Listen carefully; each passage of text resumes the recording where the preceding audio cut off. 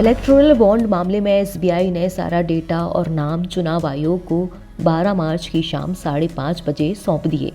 Bar and bench ने x पर ये जानकारी दी।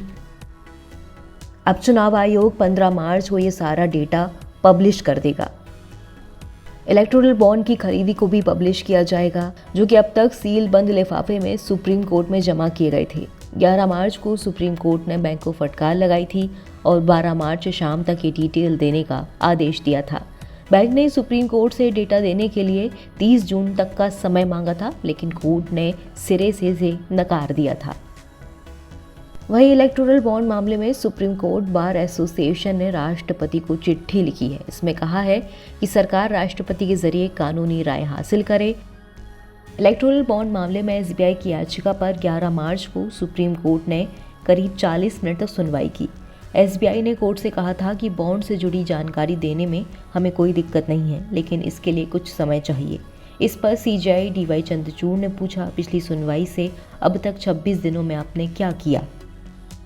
सुप्रीम कोर्ट की 5 जजों की संविधान पीठ ने फैसला सुनाया और कहा कि एसबीआई 12 मार्च तक सारी जानकारी का खुलासा करे, उसे पब्लिश करे और सार्वजनिक करे।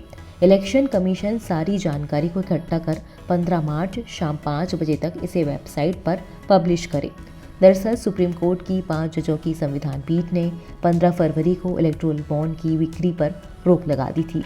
साथ ही एसबीआई को 12 अप्रैल 2019 से अब तक खरीदे गए इलेक्टोरल बॉन्ड की जानकारी 6 मार्च तक इलेक्शन कमीशन को देने का आदेश दिया था। 4 मार्च को एसबीआई ने सुप्रीम कोर्ट में याचिका लगाकर इसकी जानकारी देने के लिए 30 जून तक का वक्त मांगा। इसके अलावा court association for democratic reforms यानी कि एडीआर की उस याचिका पर भी सुनवाई की, जिसमें 6 मार्च तक जानकारी नहीं देने पर एसबीआई के खिलाफ अवमानना का केस चलाने की मांग की गई थी। 15 फरवरी के फैसले में सुप्रीम कोर्ट ने कहा था कि एसबीआई इलेक्टोरल बॉन्ड को किसने खरीदा और उसे किसने भुनाया, इसकी जानकारी उपलब्ध कराए। अपनी याचिका में एसबीआई ने कहा था कि इलेक्टोरल बॉन्ड जारी किए जाने और उसे भुनाए जाने से जुड़े डेटा 2 अलग अलग जगहों पर रखे गए हैं। उसका कहना था कि डेटा उसके सेंट्रल डेटाबेस में नहीं है। उसका ये भी मानना था कि इसका मिलान करने के लिए ज़्यादा काम करने की ज़रूरत पड़ेगी। एसबीआई की दलील थी कि हर बॉन्ड पर एक यूनिक नंबर दिया गया है, उसे अल्ट्रा वायलेट लाइट में पढ़ना पड़ेगा, इसके बाद ही बॉन्ड का पता चल पाएगा। इसके अलावा इस पर कोई और ऐसा चिन्ह नहीं है जिससे पता चल सके कि उसका खरीदार कौन है, क्योंकि ये बेरर बॉन्ड है। सुप्रीम कोर्ट ने एसबीआई की याचिका खारिज कर दी और फैसले में कहा कि अदालत ने एसबीआई को ये नहीं कहा कि उसे इन दोनों जानकारियों को मिलाना है।